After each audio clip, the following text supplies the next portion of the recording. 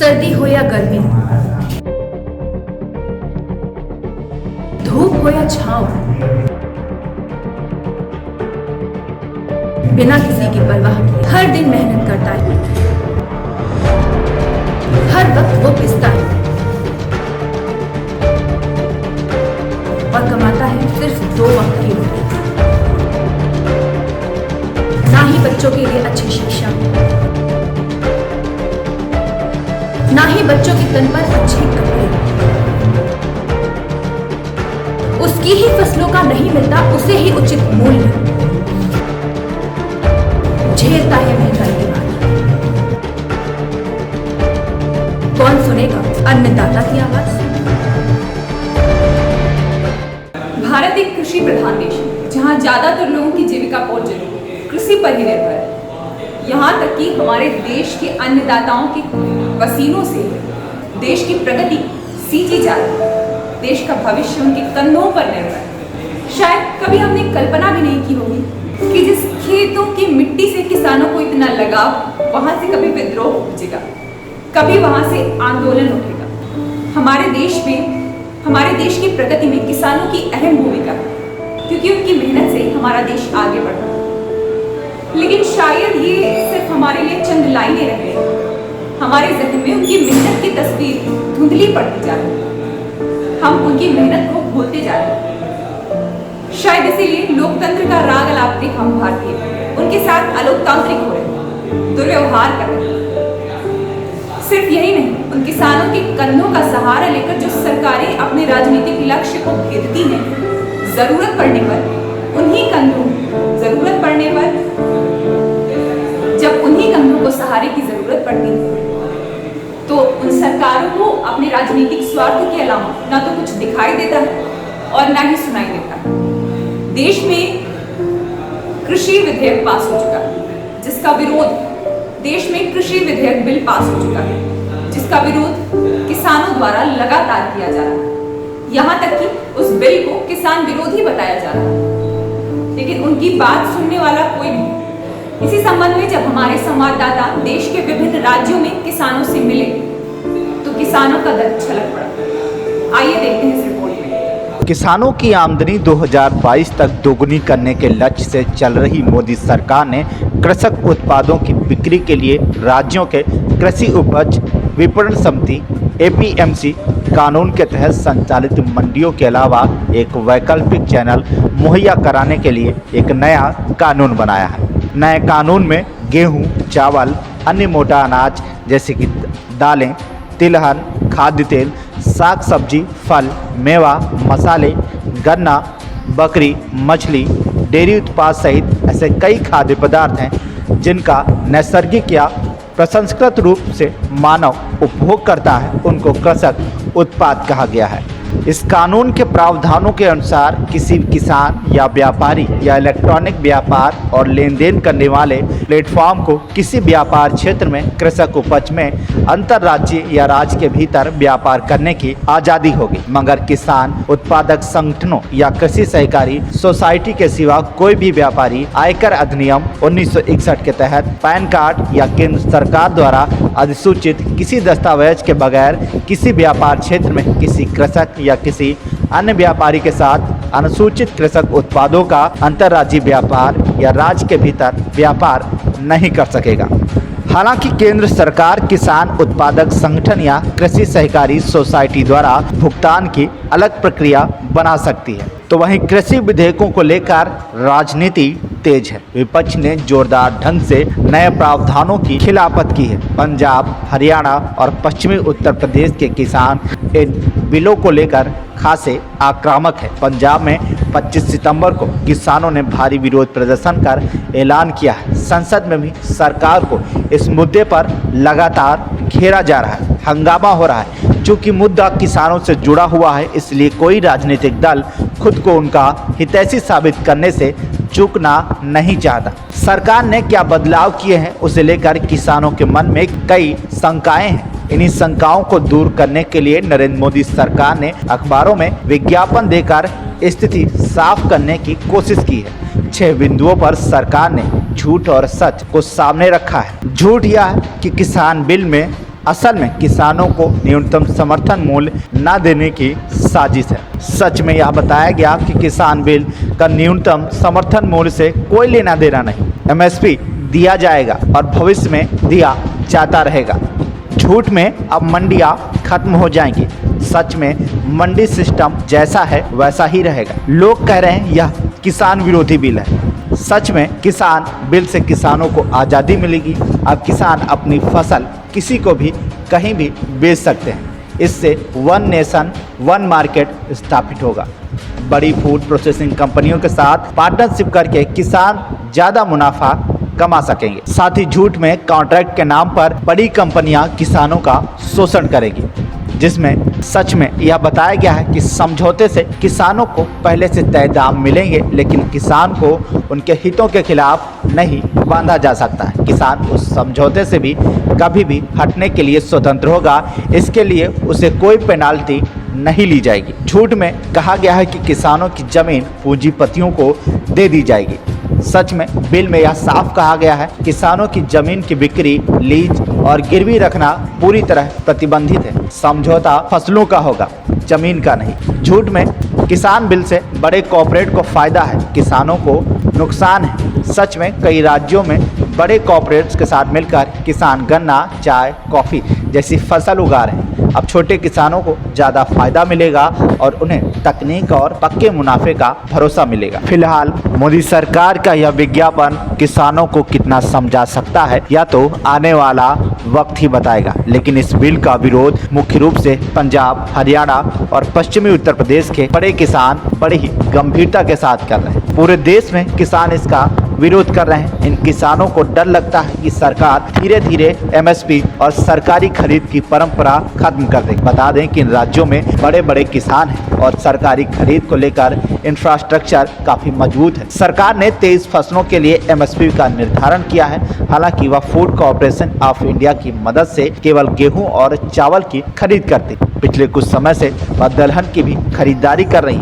ऐसे में किसानों को लगता है कि धीरे धीरे ये खरीदारी भी बंद कर दी जाएगी। सरकार ने जिन बिलों को पास किया गया है, माना जा रहा है कि उससे छोटे और मध्यम वर्ग के किसानों को काफ़ी फायदा पहुंचेगा। Commission for agriculture cost and process 2020-21 की एक रिपोर्ट के मुताबिक सरकारी खरीद और एमएसपी सिस्टम का सबसे ज़्यादा फायदा बड़े किसानों को हो रहा है। हालांकि पिछले कुछ सालों में छोटे और मध्यम वर्गीय किसानों की स्थिति में सुधार आया है। नीति आयोग 2015 की एक रिपोर्ट में साफ साफ कहा गया था कि सरकार के लिए यह संभव नहीं है कि हर सीजन में बड़े पैमाने पर हर कमोडिटी के एमएसपी पर खरीदारी करे। बड़े किसानों को इसी बात का डर लगता है। जैसा कि आप जानते हैं कि सरकार केवल गेहूं और चावल की एमएसपी पर खरीदारी करती है, दलहन और अन्य फसलों की खरीदारी ना के बराबर होती है। यही वजह है कि पंजाब, हरियाणा के बड़े बड़े किसान केवल गेहूं और चावल की खेती करते हैं। इसके चक्कर में दलहन और तिलहन का रकबा काफ़ी घट गया है। पंजाब और हरियाणा में खेती में पानी का इस्तेमाल हो रहा है, ग्राउंड वाटर का बहुत ही बुरा हाल हो गया है। ये किसान ज़्यादा मुनाफा कमाने के चक्कर में केवल 2 ही फसलें करते हैं। एमएसपी पॉलिसी के कारण फूड कॉर्पोरेशन ऑफ इंडिया के पास ओवर स्टॉक है। चावल और गेहूं गोदाम में सड़ रहे हैं, इसके बावजूद भी खरीदारी की जाती है। दूसरी तरफ दाल का औसत कंजप्शन काफ़ी घट गया है। यह जानकर आपको आश्चर्य होगा कि 1960 के दशक में देश में प्रति व्यक्ति दाल की उपलब्धता का सेवन 25 किलोग्राम था, जो घटकर अब 13.6 किलोग्राम तक पहुंच गया है। बात अगर राजनीतिक एंगल से देखी जाए तो पंजाब ने इस बिल का सबसे ज़्यादा विरोध किया। पंजाब में तो खुद भाजपा की सहयोगी पार्टी अकाली दल ने साथ छोड़ने की बात कह दी है। कांग्रेस इस बिल के विरोध में पूरी मजबूती से खड़ी है। कांग्रेस का आरोप है कि इस तरह से सरकार मंडी व्यवस्था खत्म करके किसानों को न्यूनतम समर्थन मूल्य से वंचित करना चाहती है। राहुल गांधी ने एक ट्वीट किया है कि मोदी जी ने किसानों की आय दोगुनी करने का वादा किया था, लेकिन मोदी सरकार के काले कानून किसान, खेती और मजदूर का आर्थिक शोषण करने के लिए बनाए जा रहे हैं। ये जमींदारी का नया रूप है और मोदी जी के कुछ मित्र नए भारत के जमींदार होंगे। कृषि मंडी हटी तो देश की खाद्य सुरक्षा मिटी। संसद में जिस प्रकार अभी कृषि बिल को मतलब अभी पास किया गया है, इस सिलसिले में सारी राजनीतिक और 12 राजनीतिक पार्टी अभी विरोध का प्रदर्शन कर रहे हैं। तो ये वाले जो है किसान के जो क्षमता है वो कॉर्पोरेट जो लोगों के हाथ में दिया गया है। तो आपको मालूम होता है कि ये इस प्रकार जो अगले चुनाव में जो बिहार के चुनाव आ रहे हैं इसका असर पड़ेगा क्या? निश्चित तौर पर असर पड़ेगा और किसान और मजदूरों के ये खिलाफ है, जनता के बीच में जाकर इन बातों को समझाएंगे। अच्छा, किसानों जो जिस प्रकार अभी मतलब ये हो गए अभी नुकसान हो रहा है किसान के लिए, तो अगले आपका मतलब क्या मकसद है जैसे कि इनका लाभदायक हो सकता है? देखिए, हम लोग लड़ाई गरीब के लिए लड़ते हैं, आज़ादी के पहले भी लड़ते थे, आज भी लड़ रहे हैं। जब तक इस देश में किसान, गरीब और मजदूर का हक उनको नहीं मिलेगा, तब तक ये देश तरक्की नहीं कर सकता। आज हालात ये हैं कि अमीर अमीर होते जा रहे हैं, गरीब गरीब होता जा रहा है, किसान और मजदूर का हक समाप्त होता जा रहा है। ये लड़ाई कांग्रेस पार्टी लड़ेगी। 2014 में स्वामीनाथन कमीशन को सुपारिश करने के लिए जो जिस प्रकार जो वादा किए थे केंद्र सरकार ने वादा पूरा नहीं किया है और ये साफ है कि ये किसान विरोधी है नरेंद्र मोदी और भारतीय जनता पार्टी। और हम नवीन बाबू से कहेंगे कि उनका साथ देना बंद करें। धन्यवाद जी। वहीं कहीं ना कहीं किसान ये सोचकर भी डर रहे हैं कि नए कानून के बाद उन्हें न्यूनतम समर्थन मूल्य नहीं मिलेगा। उन्हें डर है कि अगर सरकार उनका अनाज नहीं खरीदेगी तो फिर वह किसे अपना अनाज बेचेंगे। अभी तो सरकार लेकर उसे निर्यात कर देती है या फिर और जगहों पर वितरित कर देती है, लेकिन बाद में किसान परेशान हो जाएंगे। उन्हें यह भी डर है कि कंपनियां मनमाने दामों पर खरीद की बात कर सकती है, क्योंकि किसानों के पास भंडारण की उचित व्यवस्था नहीं होगी तो उन्हें अपना अन्न कम दाम पर भी बेचना पड़ सकता है। वहीं उत्तर प्रदेश के जनपद फतेहपुर में किसानों के लिए सरकार द्वारा जारी किए गए किसान विधेयक बिल के विरोध में बड़ी तादाद में किसानों व गुलाबी गैंग की महिलाओं ने इसका विरोध किया। इस संबंध में गुलाबी गैंग की अध्यक्ष हेमलता पटेल ने कहा कि यह बिल किसानों के लिए काफ़ी मुश्किलें खड़ा कर देगा, जहां भंडारण को लेकर किए गए बदलाव से किसानों की जनजीवन प्रभावित होगा। आज पूरा भारत बंद है। किसान विरोधी बिल जो सरकार लेकर के आई है वो पूरी तरह किसानों को बर्बाद करने के लिए आया है। भंडारण गृह जो बिल पास किया गया है, बनाया गया है, वो भी किसानों के विरोध में बनाया गया है। अगर किसानों के लिए कहा गया है कि भंडार करेंगे, भंडार किया जाए, अगर किसान तो भंडार कर ही नहीं सकते, मजदूर भी नहीं कर सकते। बड़े बड़े लोग करेंगे भंडार, करोड़पति करेंगे, अरबपति करेंगे। जब वो भंडार कर लेंगे, किसानों की वस्तुओं का 500 रुपए में खरीदेंगे तो 5000 में बेचेंगे, तो यहाँ कीमत बढ़ जाएगी, लोग परेशान हो जाएंगे। तो ये भंडार गृह जो बनाई गई है ये बिल्कुल किसानों के हित में नहीं है, किसानों के विरोध में बनाई गई है। ऐसा सरकार को नहीं करना चाहिए, ऐसी ये बिल नहीं पास करना चाहिए। दूसरा बिल जो उन्होंने एग्रीमेंट वाला किया गया है कि खेती एग्रीमेंट में होगी, तो एग्रीमेंट में खेती जब ये प्राइवेट कंपनियों को जब ये खेती मिलेगी, खेती वो करेंगे, एग्रीमेंट कराएंगे किसानों से। 20 रुपए में आलू खरीदेंगे तो 10 रुपए में गेहूं खरीदा जाएगा। इसके बाद में जब रेट बढ़ जाएगा या रेट घट जाएगा, जब बीच में इनकी जो लड़ाई होगी, इनकी जो बीच में विवाद बढ़ेगा, तो विवाद जब बढ़ेगा तो इसके लिए जो बिल बनाया गया है कि जो चंडी समिति जो बनाई गई है उसके अधिकारी, उसकी समिति ये इसको पास करेंगे। तो ऐसा नहीं होना चाहिए। जो गांव में किसान रहते हैं, किसान के बीच में कोई किसान चुना जाए, या तो किसान के बीच में जो प्रधान रहते हैं उनको ये दर्जा दिया जाए। इसी कड़ी में यूपी के सिद्धार्थनगर में भी किसान बिल के विरोध में जिला मुख्यालय पर भारतीय किसान यूनियन के साथ कांग्रेस और सपा के लोगों ने मिलकर जोरदार प्रदर्शन किया, जहां पर भारतीय किसान यूनियन और कांग्रेस के लोगों ने कलेक्ट्रेट परिसर के सामने सड़क जाम कर प्रदर्शन किया।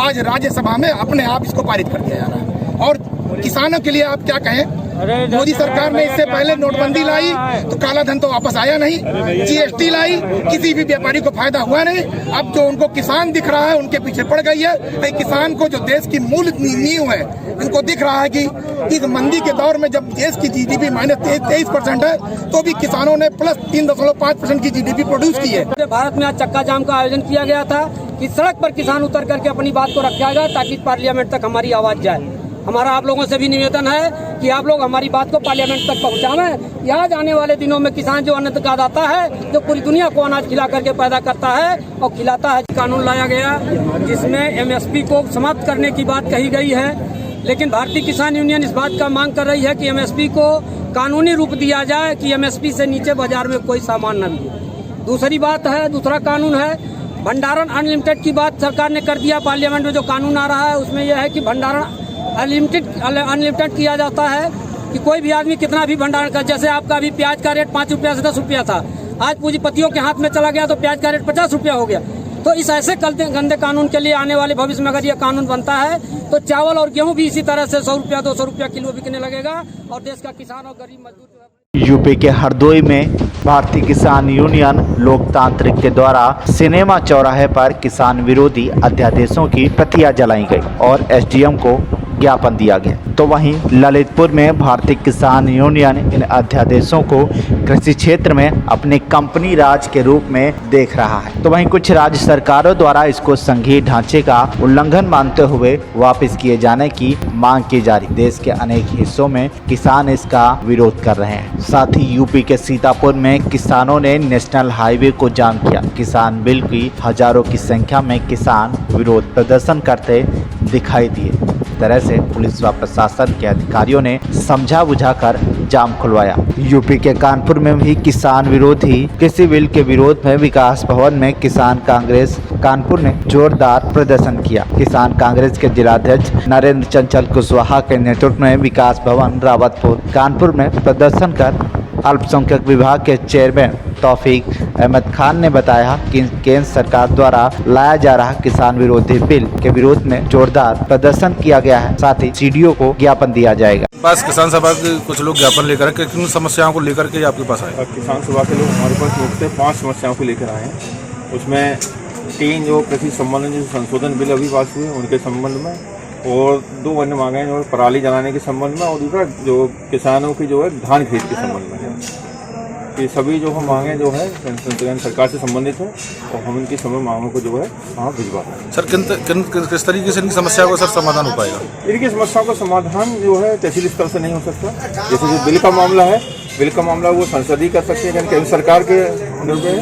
दूसरा ये लोग मांग रहे हैं जो है पराली जलाने के लिए मुआवजा, वो भी राज्य सरकार के स्तर का मामला है। और चौथी बात जो होती है जो धान खरीद के इसके स्तर पर जो है इनके स्तर पर जो है जो धान खरीद में हम लोग घूम के जो सब्जेक्ट होंगे उनसे जो कहेंगे वो अगर नियमित टाइम पे खोलेंगे और एक आम किसान की जो धान की खरीद की जा सके। ठीक है। तो वहीं कृष्ण की नगरी मथुरा में भी कृषि संबंधित अध्यादेशों में बिजली संशोधन बिल को वापस लेने हेतु आज उत्तर प्रदेश किसान सभा गोवर्धन तहसील परिसर में प्रकाश पाठक को एक ज्ञापन सौंपा। खास तौर पर किसान भरावां नूं, किसान भरा जिन्हां ने आज़ादी तो पहला साडा देश दूजे देशों तो ढिड भरन दे लई अन्न मंगदा सी, लेकिन उस गल नूं ललकारिया, उस गल नूं कबूल किया किसान भरावां ने।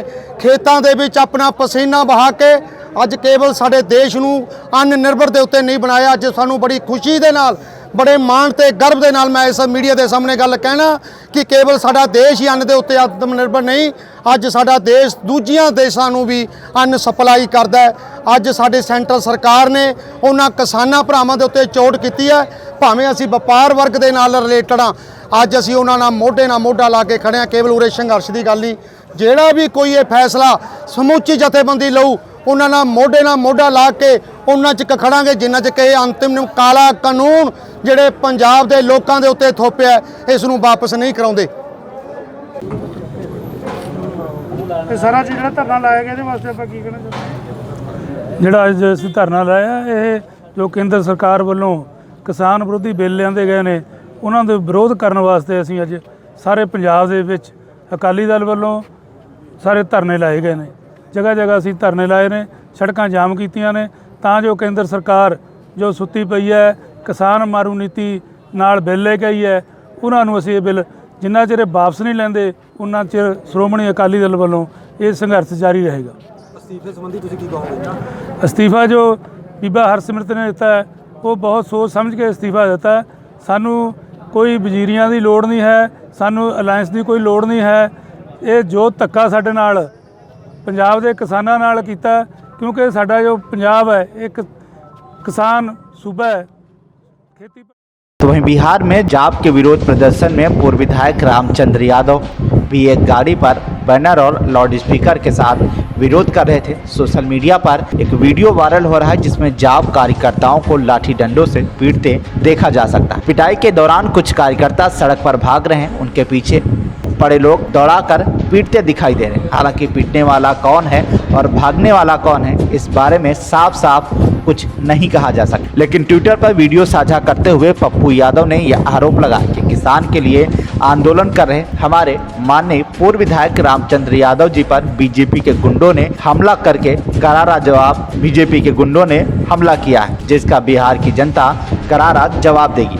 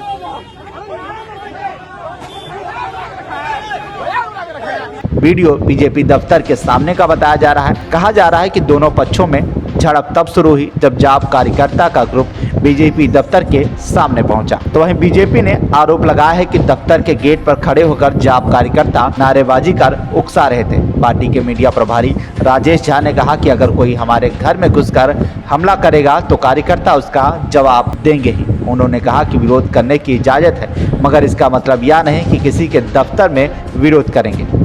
उधर विपक्ष ने बिहार में चुनाव की तारीखों के ऐलान का स्वागत किया है, मगर कोरोना महामारी के बीच चुनाव पर सवाल भी उठाए गए। किसानों को समझाने के लिए प्रधानमंत्री मोदी पहले ही अलग अलग कार्यक्रमों में इस विषय पर संसद और दूसरी जगहों पर अपनी राय रख चुके हैं।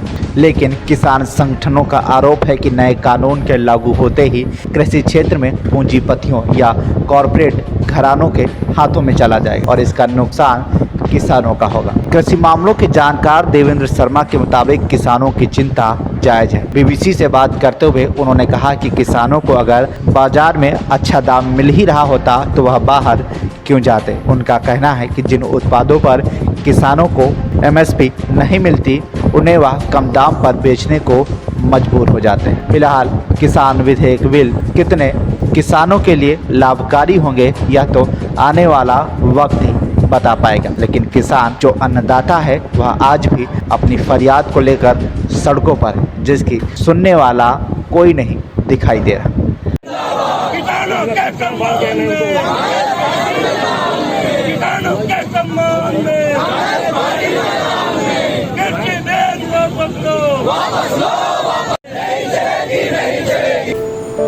लगातार इस बिल का किसानों द्वारा विरोध किया जा रहा है। कई लोग इस बिल में संशोधन करने की बात कर रहे हैं, तो कहीं लोग इस बिल को वापस लेने की बात कर रहे हैं। बढ़ते विरोध को देखकर प्रधानमंत्री ने खुद मोर्चा संभाला और किसानों को बताया कि उन्हें कहीं न कहीं विपक्षी पार्टियों द्वारा गुमराह किया जा रहा है। प्रधानमंत्री ने इस बिल के लाभ से किसानों को अवगत कराने की कोशिश की, लेकिन फिर भी हमें यहाँ ये समझने की जरूरत है कि आखिर इस बिल का व्यापक स्तर पर विरोध क्यों किया जा रहा है। क्यों किसानों को सरकार की बात पर भरोसा नहीं हो रहा। सिर्फ यही नहीं, हमें यह जानना जरूरी है कि आखिर वो चाहते क्या हैं। शायद यही इस आंदोलन को, इस उग्र विद्रोह को शांत करने का सबसे बेहतर तरीका है। सिर्फ यही नहीं, सरकार को किसानों की बातें सुननी चाहिए, उनसे बात करनी चाहिए, उनके मन की पीड़ा जाननी चाहिए कि आखिर वो क्यों इतने सहमे, क्यों डरे। शायद इस आंदोलन को शांत करने का यही सबसे बेहतर तरीका है। बाकी खबरों के लिए देखते रहिए TV1 इंडिया न्यूज। तब तक के लिए नमस्कार।